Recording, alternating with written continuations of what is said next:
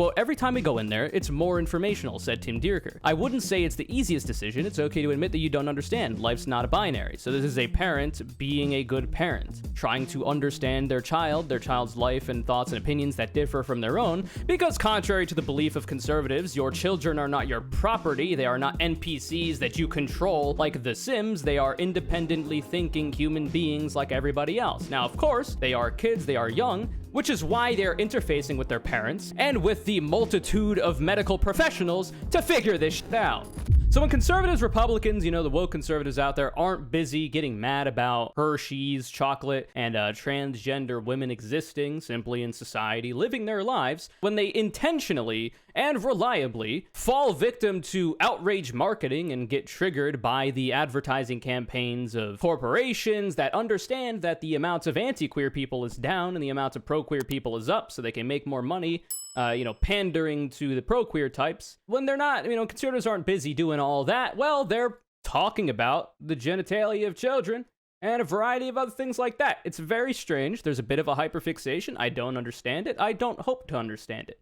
I don't like it. It's not good. So, on February 9th, 2023, Barry Weiss, editor for the Free Press, wrote, Jamie Reed is a progressive. She is a queer woman married to a trans man. She has devoted her career to the vulnerable, which is why she joined the Transgender Center at St. Louis Children's Hospital 4 years ago.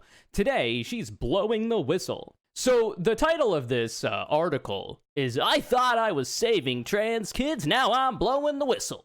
There are more than 100 pediatric gender clinics across the U.S. I worked at one. What's happening to children is morally and medically appalling. And goes on to detail a bunch of stuff about how, as soon as a kid came into the clinic, they immediately chopped off their limbs and mutilated their body and provided them all manner of drugs just because they said they liked the color pink, but they were assigned male at birth. And right-wing media was really excited about this story because it seemed to just reinforce all of their preconceived notions about trans people, about trans healthcare, and about trans youth. It seemed to literally, like puzzle pieces fitting together in the absolute degenerate jigsaw puzzle that they play in their minds. It seemed to fit everything perfectly. And even some liberal outlets talked about this in we gotta hear both sides of the issue, or even a somewhat positive capacity.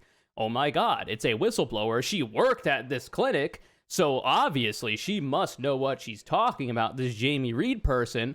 Well, now, on March 1st, 2023, turns out not so. Actually, surprisingly, anti-trans person, Jamie Reed in this instance, Barry Weiss, very excited, very ready to just outright bend reality, let's say, in order to fit the narrative that they already wanted to believe. That wasn't actually real.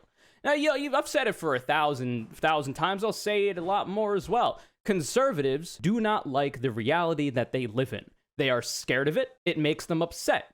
They froth at the mouth about it. They cope, they see, then yes, they probably also dilate about it.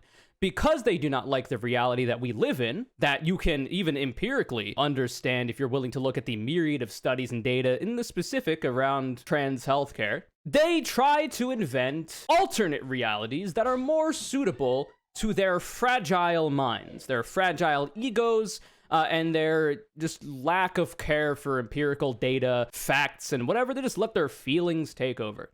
So Aaron Reed posted, remember that whistleblower, Jamie Reed? They interviewed 24 parents at the St. Louis Transgender Clinic that directly contradict Jamie Reed. No, what? No way. The people who actually went to this clinic contradicted what was said in this bombshell article. Reed has tapped Bernadette Broyles to represent her, who has in the past compared LGBTQ+ advocates to cockroaches. There have been a variety of authoritarian regimes of the past who have compared their chosen minority that they hate to pests such as cockroaches and vermin. Nothing to see there, surely. The St. Louis Today posted this article from Colleen Schrappen, March 2nd, 2023. Parents push back on allegations against St. Louis Transgender Center, quote, I'm baffled. And you're within your rights to be baffled. St. Louis. Explosive allegations made public last month about a St. Louis clinic that treats transgender children have flung parents into a vortex of emotions. Shock, confusion, anger, and fear. Kim Hutton, among those confused by the reports, views the treatment her son, now 19, received from Washington University's Transgender Center at St. Louis Children's Hospital as vital to making him the outgoing college freshman he is today. Quote, "The idea that nobody got information, that everybody was pushed toward treatment is just not true. It's devastating," Hutton said. "I'm baffled by it. Shockingly, every time pro-trans, pro-queer people talk about how literally everything conservatives say vis-a-vis trans healthcare for adults and the youth, everything conservatives say is a lie, 'cause it always is. It is incredibly common, actually, that even trans adults have to go through all manner of gatekeeping to even get a consultation with a medical professional about potentially getting on hormones, much less any kind of gender-affirming surgeries they might want. There is a lot that you have to do. You know, see also in the UK, bruv, the absolute fucking hell island that is the United Kingdom, Philosophy Tube recently put out a video about how her journey, the arduous labyrinthian path that she had to take to try to access trans healthcare, was literally one of the most difficult things she ever had to do. I don't remember exactly how long she said it took, but I'm pretty sure it was a matter of years before she could even get a consultation with a doctor about the gender-affirming care that she wanted. It's a good video. We'll link it in the description. Contrary to what conservatives want you to believe, it is actually significantly difficult to get access to gender-affirming care, even for adults, and even more so for the youth, for children. It's true. This is why puberty blockers, which have been used for the treatment of precocious puberty and even cis children for longer than they've been used for gender-affirming care when it comes to trans youth or youth that have questions about their gender identity but aren't quite sure and want to take more time before puberty makes, irreversible changes to their body happen and they may not want. They go through the medical system, mental health professionals, medical professionals, their parents, which they need the consent of, usually the medical consent of, because they're not at the age where they can consent to medical things like that yet, as well as, themselves figuring it out. They go on the puberty blockers, they figure it out over time. If they're not trans, they get off the puberty blockers, they go through the puberty that aligns with the gender they were assigned at birth, and if not, they go on to HRT and whatever else later on, right? The idea that people are rushed into treatment is patently false. It has always been patently false. Anybody paying attention has already understood that. Whatever. I've been saying it for a long time. Sorry if I seem a little incredulous about it, but you can only say the same thing in a variety of variations so many times before it kind of gets tiring. Being right all the time. You're going to be right so often it'll make your head spin. Almost 24 patients of children seen at the clinic, which opened in 2017, say their experiences sharply contradict the example supplied by Jamie Reed. 24 of them!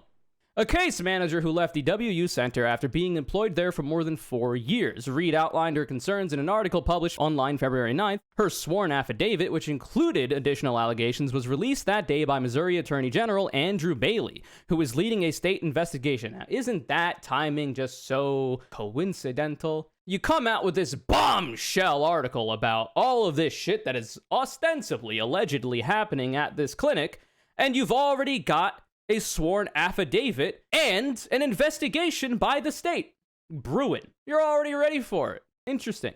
You could say it's good planning on your part if, anything that she said actually held water, Jamie Reed, that is. Seems like not so. Bailey demanded an immediate moratorium on prescriptions of puberty-blocking drugs and cross-sex hormones for new patients. It's Missouri Attorney General Andrew Bailey. An immediate moratorium on prescriptions of puberty-blocking drugs and cross-sex hormones for new patients. Leaders at Washington U and BJC Healthcare rejected that, but pledged to establish, quote, additional oversight. And good for them for rejecting it, because the Tennessee clinic that Matt Walsh brags about getting closed were pussies, and probably should have taken a little bit more time to make that decision. I am not as aware of everything that went on with Vanderbilt, I believe it was, but if it's being spearheaded by transphobes that have an allergic reaction to actual scientific data, and only go by their feelings, then it seems likely that might be what's happening over there as well.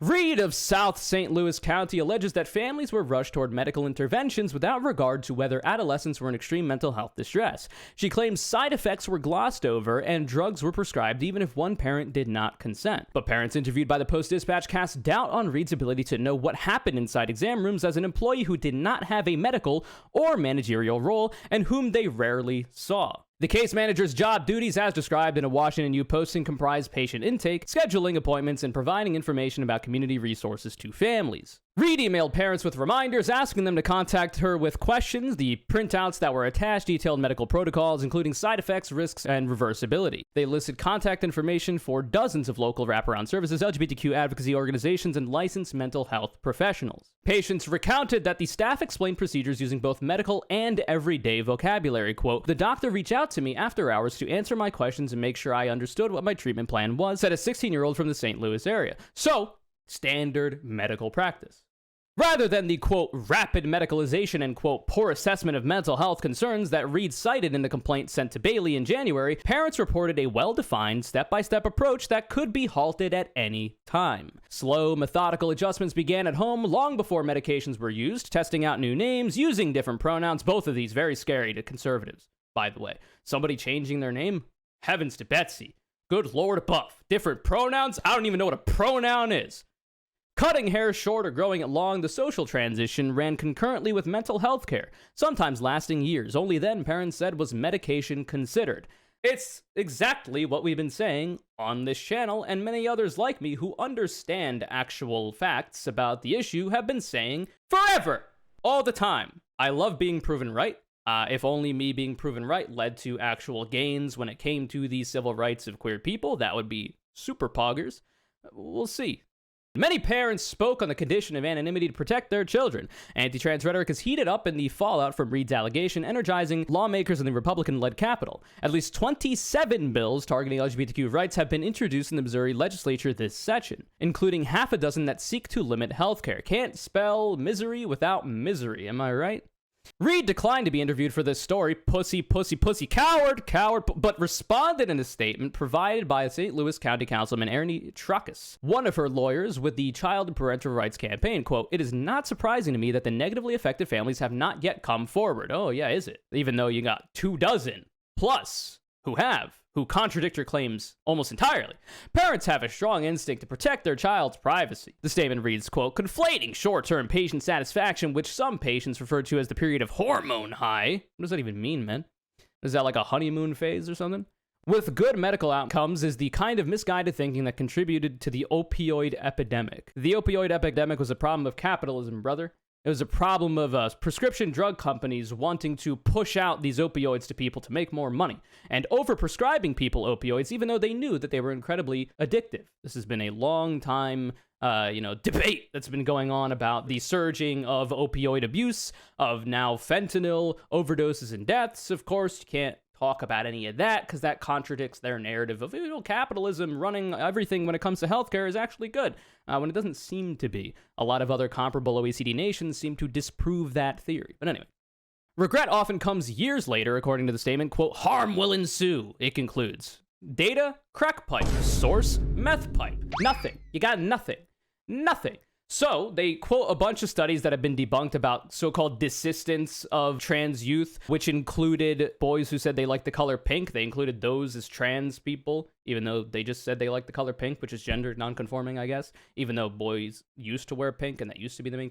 Anyway, they also cite so-called detransition rates being super high. They're not. And the majority of the time that people are detransitioning is because of lack of access to healthcare, which Republicans are literally trying to limit. Lack of access to affirming community, parents, friend groups, etc. Financial strain, not being able to afford their healthcare anymore. Negative social stigma that makes being trans incredibly difficult, and people end up detransitioning just to not have to deal with all of that.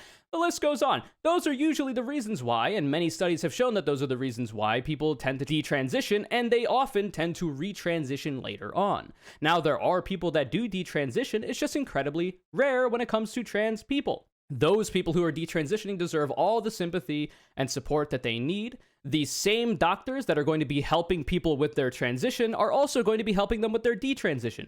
Endocrinologists, your general care practitioners, etc., etc. It's the same group. They'll help you out. It's the same shit. Also, regret rates for gender-affirming surgeries, a meta-analysis of studies has shown, is less than 1%. Less than 1%. So more people regret getting hip replacements, for example. More people regret a variety of standard surgeries that people get all the time than do regret gender-affirming surgeries. It's incredibly rare that there is regret here. Less than 1%, a meta-analysis of studies have shown. Now, of course, that's data. That's studies. That's a meta-analysis of multiple studies. That's not feelings. So conservatives, they don't want to fuck with that. Because, if it's not feelings, it's nothing. It's feelings or nothing. But if you want to be on the side of the facts here, as you almost always are going to be by being a leftist, then, welcome. Glad to have you. Major medical organizations such as the American Academy of Pediatrics and the Endocrine Society endorse puberty blockers and hormones as best practices in the care of transgender children. They say the mental health ramifications of not addressing the needs of such patients put them in peril. Yeah, there are like 10 plus, if not more, medical organizations and associations whose literal job it is to study all this shit, understand it, and then provide these standards of care for it that have come out opposing legislation that limits access to trans healthcare. And yet, because, Republicans, conservatives are anti-empiricists, they do not care about reality. They just want to force their reality onto everybody else. The one they've constructed that makes them feel better than the one we actually live in. This is just the shit we're going to have to deal with. Mental health concerns. In her allegations, Reed references patients with severe mental illnesses, claiming in a first-person narrative published online by the Free Press that, quote, our doctors viewed gender transition, even with all the expense and hardship it entailed, as the solution. One St. Louis area patient interviewed by the Post-Dispatch questions the need for transgender centers across the board, saying they push families to funnel all their concerns about their child into one issue. The parent's teenager has been diagnosed with a long list of mental and behavioral issues and in the past has threatened suicide. While in elementary school, the child was evaluated by an endocrinologist. The family went to conferences and tried a support group, and their child made a social transition. Quote, I was apprehensive, the parent said. I was open to all the options for treatment. You have a child, you want the best outcomes with the least amount of impacts, like any normal parent would. Any good parent would. Any parent that is not a fan of child abuse, which unfortunately doesn't seem to be a lot of the conservative parents that are anti-trans healthcare.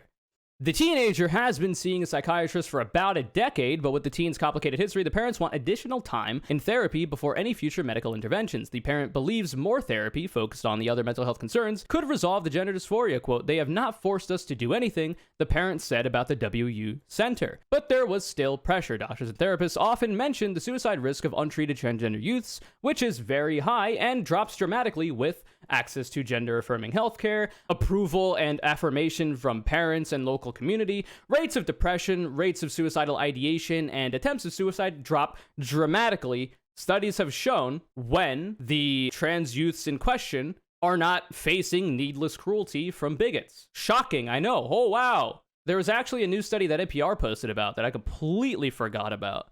To this effect, a new study. Not just about trans people, but about all LGBTQI plus people. Here you go. LGBTQ plus youth were less likely to have symptoms of depression when they had support from their parents, a new study finds. This was posted on March 1st, 2023. Wow! Who could have expected that? No way. Which the parent took it a scare tactic. The conflict has been a strain on the family. The parent does not want the transgender center shut down, but said the approach should be broader with extended psychotherapy for patients, which is also, by the way, what pro-trans advocates advocate for. Conservatives, right-wingers, want to limit the amount of trans healthcare. In fact, they want none of it. Pro-trans people want to expand the healthcare access that people have so that there is a more comprehensive and holistic approach to the treatment of trans people. That would make it so that there is more breathing room in this instance. There would be less of a one-to-one, this is the path you have to take kind of attitude, because everybody's different. Everybody's needs when it comes to gender transition are different. Not everybody's a binary trans person, for instance. Not everybody, wants gender-affirming surgeries. There's a whole bunch of stuff that goes into it. More individualized care is necessary when you're talking about people's gender identity, because people's gender identity is incredibly individualized by definition. A St. Louis County mother recounts a different experience. Her daughter's mental health crisis escalated when she started middle school and began cutting herself. So content warning, self-harm. The girl's depression spiraled by freshman year. She could barely crawl out of bed, her mother said. The family met with a team at the transgender center. And you would imagine they met with a team at the transgender center because that child expressed that they had, these questions about their gender identity, these thoughts, feelings about their gender identity. So they ended up going to the transgender center. Quote, everyone was in agreement that we needed to get her depression under control before we talked about hormones, said the mother. Quote, the focus was getting her healthy. Her ex-husband had a lot of questions and, quote, the clinic was adamant we be in agreement before moving forward. The mother said. Their daughter, now 18, was ultimately the one who convinced him. Their daughter's depression didn't disappear, but its symptoms abated. The teen finally felt comfortable in her body, as is often the case. Many of the families interviewed said their children had worked with multiple mental health specialists to address diagnoses ranging from anxiety and autism to more debilitating conditions such as borderline personality disorder. Depression, self-harm, and suicidal ideation among transgender youths occur more frequently than in the general population, with research indicating a 40% suicide attempt rate. That's attempt, by the way, and that rate goes down dramatically when you have access to trans healthcare, when you have access to gender-affirming care, when you have supportive family, friends, local community, as we've talked about before. One study published in the Journal of the American Medical Association last year found that gender-affirming care lowered the risk of depression and suicide for transgender teenagers. The same study asserts that transgender youths are, quote, disproportionately burdened by poor mental health outcomes. Shockingly, in a society that is currently trying to, at least the Republicans and conservatives are currently trying to legislate you out of existence, legislate away your access to healthcare that has been proven to lower your negative mental health outcomes as well. When that's happening, your negative mental health states get worse. Wow! I'm shocked. I am shocked. This is new information that I've never seen before. Likely due to social rejection, lack of parental support, and bullying. Amy Kafer of Columbia, Missouri, credits the treatment her daughter, now 19, received at the W Center for saving her life. By the time she was 12, Kafer's daughter had attempted suicide. Kafer and her husband pulled the girl out of school. She met with a psychologist every week. It took 6 months to tease out what was going on, Kafer said. At 13, the girl was able to tell her parents she was transgender. She chose a new name and wore girl clothes. 2 years later, she started on estrogen. At clinic appointments, Dr. Christopher Lewis, a pediatric endocrinologist who co-founded the W Center, would draw pictures on the exam table's paper cover to illustrate what the hormones do, what side effects to watch for, and what she could expect her body to look like as estrogen levels inched up toward a maintenance dose, Kafer said. Blockers and hormones. The daughter of a Clayton couple articulated her gender identity at a much earlier age than Kafer's daughter. Quote, she's a cut and dried story, said the mom. The parents talked to their pediatrician while the girl was still a preschooler. They found a therapist. A social transition followed. When their daughter was 9, they visited the transgender center. Quote, we didn't take this lightly. We wanted to give her every choice. Keyword being choice, by the way. Nobody's being forced in any of this, said her mom. Parental rights are a thing that conservatives will consistently champion is, they just want parents to be in the room, to have the rights to dictate how the treatment of their children will be, except they also, conservatives, want to ban the trans healthcare that the parents choose with talking to their child, medical health professionals, mental health professionals as the best course of action as per the standards of care. Studies have shown have been effective. That's too much parental choice, of course. That's not the right kind of parental choice. They waited for signs of puberty. After a threshold of estrogen or testosterone had been reached, blockers are an option. Blockers are considered off-label for gender issues, but have been used for decades to suppress precocious puberty in very young children and to treat cancer and endometriosis. And by the way, hopefully should be not off-label anymore, but that requires scientists and doctors to be able to study it more. Right-wingers actively want to halt that study and get rid of it all, and likely would burn the medical texts if it was possible for them to do so. They have a history of doing this. Puberty blockers can cause bone density loss, so adolescents undergo regular bone screenings. If patients discontinue blockers, they go through the typical pubertal changes of their gender assigned at birth. If patients press forward with feminizing or masculinizing hormones, they acquire secondary sex characteristics that align with their identity. Estrogen redistributes weight in transgender girls, so they develop breasts and wider hips. Testosterone deepens the voice, broadens the shoulders, and thickens body hair on transgender boys.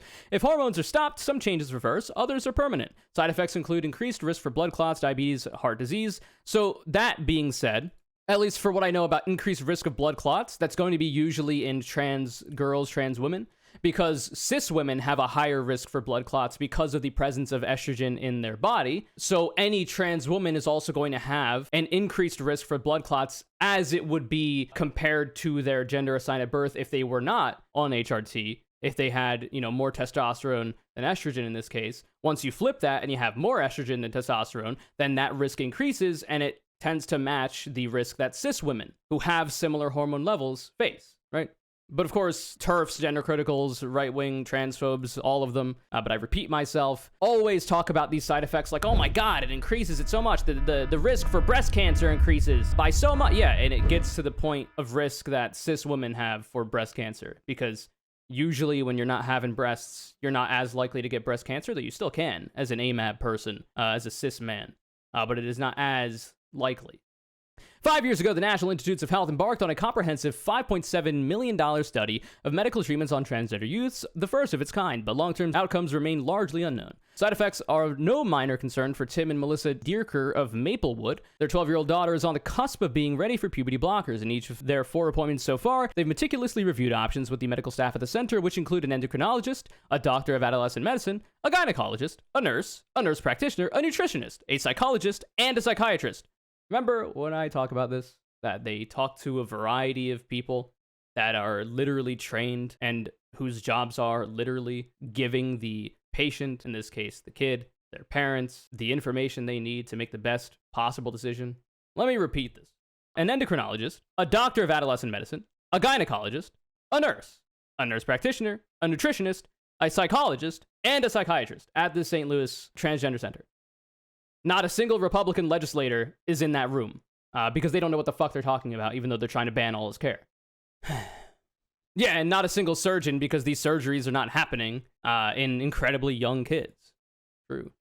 Each appointment involves blood tests to check their daughter's hormone levels, a mental health survey, question and answer sessions, and paperwork. Quote, every time we go in there, it's more informational, said Tim Dierker. I wouldn't say it's the easiest decision. It's okay to admit that you don't understand. Life's not a binary. So this is a parent being a good parent, trying to understand their child's life and thoughts and opinions that differ from their own, because contrary to the belief of conservatives, your children are not your property. They are not NPCs that you control like The Sims. They are independently thinking human beings like everybody else. Now, of course, they are kids, they are young, which is why they're interfacing with their parents and with the multitude of medical professionals to figure this shit out.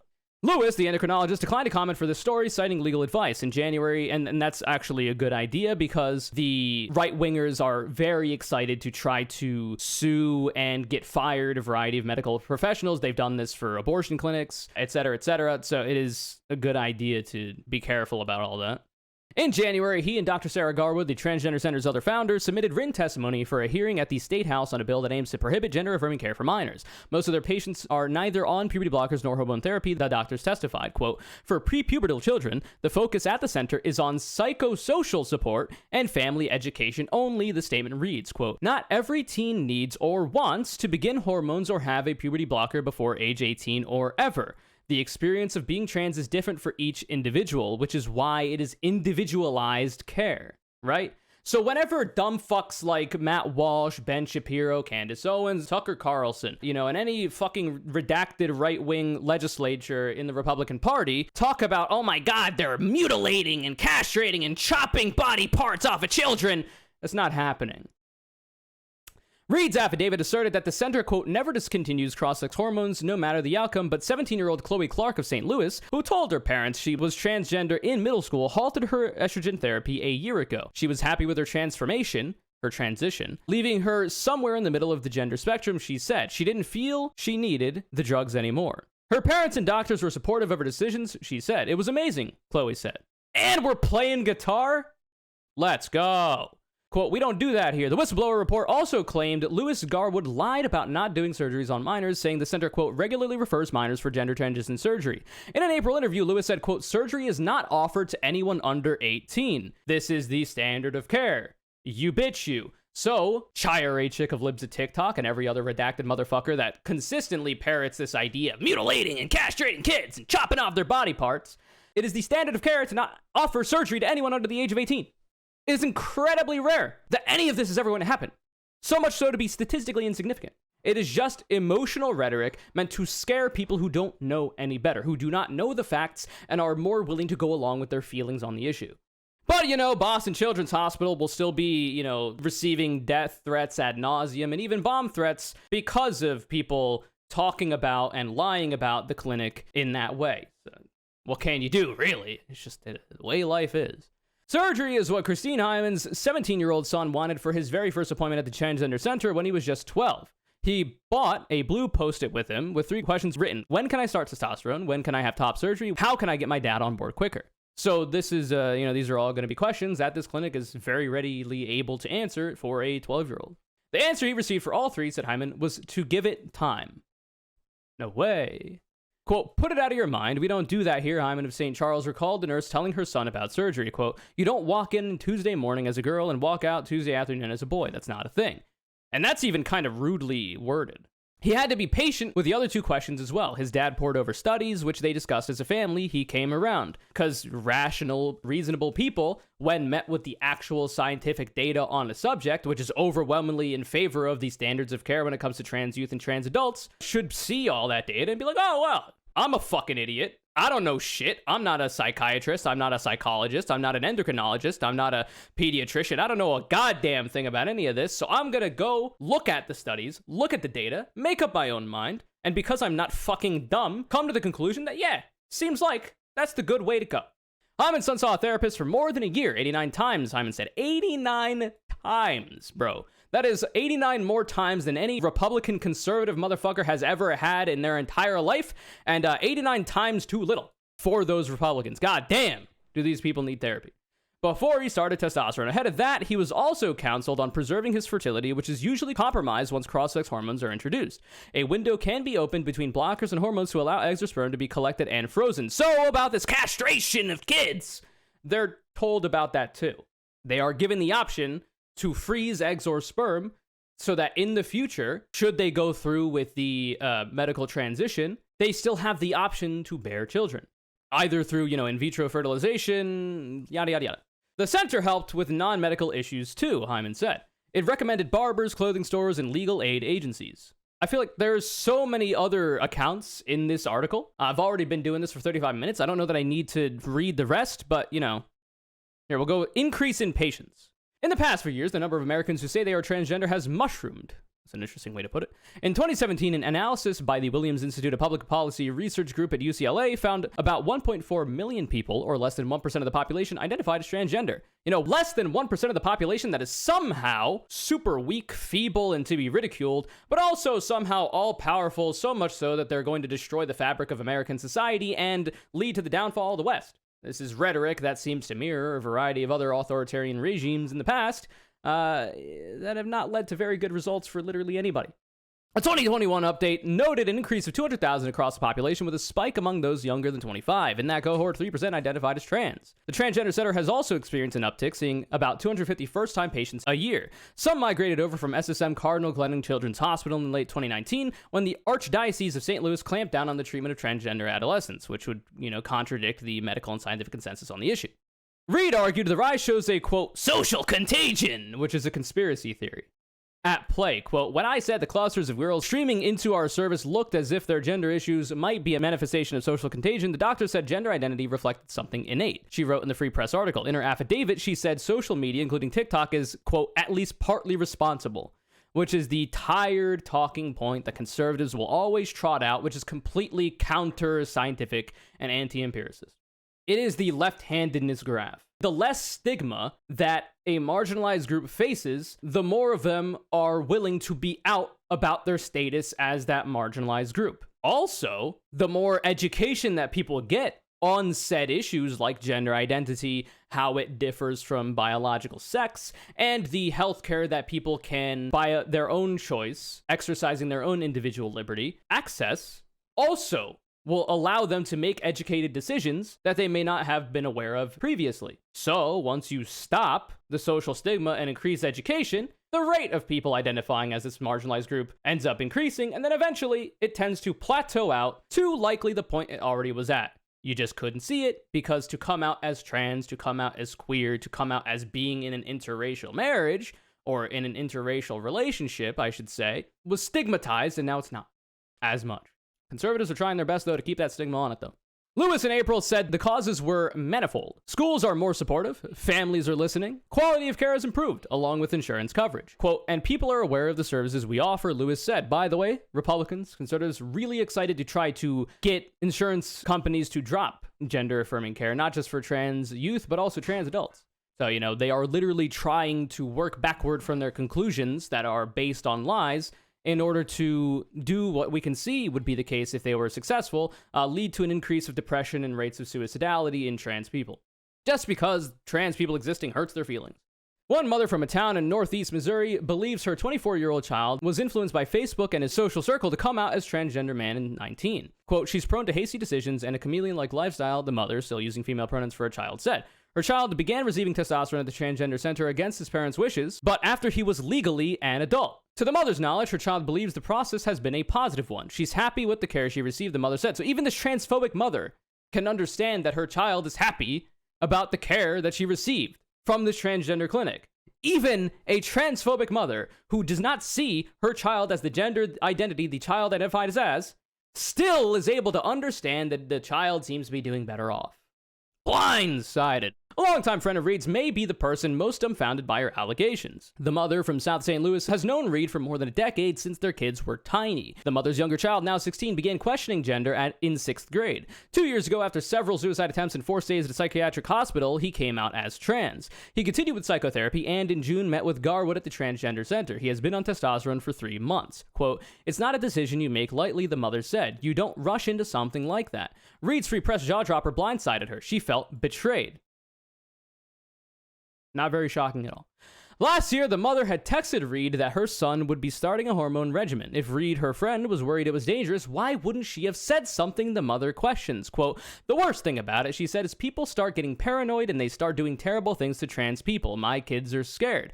As we know, conservatives who are anti-queer broadly tend to abuse their queer children. This is a very long and storied history of this happening. This is why rates of homelessness among queer youth are very high, because these parents, while they're probably already abusing their children verbally and potentially even physically, they also abuse their kids in kicking them out of the fucking house when the kids are still dependent on them, or sending them to conversion therapy, which all major medical organizations have said to be literally torture. But conservatives seem to be big fans of child abuse, so not really out of left field for them. And this is not the only article, by the way. There's another one. We're not going to read the whole thing, but this is from the Missouri Independent. Families dispute whistleblower's allegations against St. Louis Transgender Center. Transgender youth and their parents were shocked at Jamie Reed's allegations, and they want officials to hear their perspective. From Annalisa Hanshaw, March 1st, 2023. So, seems to be the case that Jamie Reed is full of shit. Wow, who could have expected it? I couldn't have told you that, even though I have my entire directory of YouTube videos and posts on all my social media debunking all this shit. Yeah, I could. Who was to say, really, that this was complete bullshit? But, you know, the right-wing demagogues that make their money and get their political power from hating on minorities have found their golden goose in trans people, and they are going to run that as far as possible to the point where they are going to actively abuse children in order to get elected and in order to make money. Great job, everybody, on the Republican Party, conservative side of things. You're doing great. If there is a God, you're not going to be faring very well in the afterlife. Best of luck to you. You can still repent. Jillian Brandstetter quote tweeted Michelle Moons here. It's just talking about the article we just read. My Oomphy, who's in comm strategy at the ACLU. One reason I suspect the Missouri AG threw such a fit when the clinic refused to shut down after he threatened an investigation is he doesn't have much confidence in the claims Reed made and was hoping the threat alone would suffice. So like Vanderbilt in Tennessee. The threat alone in Vanderbilt in Tennessee actually did influence the clinic to shut down. The Missouri clinic, not so much. Also, Jillian goes on to say, quote, am I suggesting there's evidence Jamie Reed or Chloe Cole, who is a very popular detransitioner and one of the only detransitioners that right-wingers can ever cite, who goes on media tours and tours of the country, speaking out against trans care at legislatures and school board meetings and all this kind of shit, says, are paid to lie? Of course not. Am I suggesting they happen to have surrounded themselves with a legal movement with decades of past and recent experience paying people to lie? Why, yes, I am. So we've got some examples. Roe v. Wade plaintiff was paid to switch sides, documentary says. Before dying in 2017, Norma McCorvey said she had supported anti-abortion groups only for the money, Lebowski. Also, Planned Parenthood awarded $2 million in lawsuit over secret videos. An anti-abortion activist recorded the videos to try to show the group was illegally selling fetal tissue. There seems to be a lot of astroturfing going on. there seems to be a lot of bending, twisting, and manifestation of an alternate reality that not any of us normal people live in, that Republicans are really trying to push forward. The reason being, they understand the writing on the wall. They understand that the number of anti-queer people is going down as the older generations, change their minds or, meet their peaceful end. And the amounts of pro-queer people increases by those people changing their minds with new information, as reasonable, rational people do. And also, the younger generations being overwhelmingly pro-queer, the Republicans understand the writing on the wall, and this is kind of potentially the death throes of this anti-queer ideology. And they are having some successes. They are passing a variety of bills that contradict the medical and scientific consensus on the issue, that contradict the standards of care, that increase the rates of child abuse, that increase the rates of youth suicidality and depression. And it's because of this. They understand this. This is also why they happen to be fundamentally anti-democracy. Why people like Marjorie Taylor Greene are trying to talk about a national divorce, right? And also talking about stopping Democrats from being able to vote if they move to a red state. That's the reason why they engage in all the voter suppression. That's why they engage in the gerrymandering. That's why they've even posited that maybe they shouldn't allow polling places for voting to be set up at colleges, because they know the youth, younger generations, are more and more progressive, more and more liberal, more and more left-leaning, and not backwards fucking degenerate right-wingers. And good for those young generationsers. You're doing great.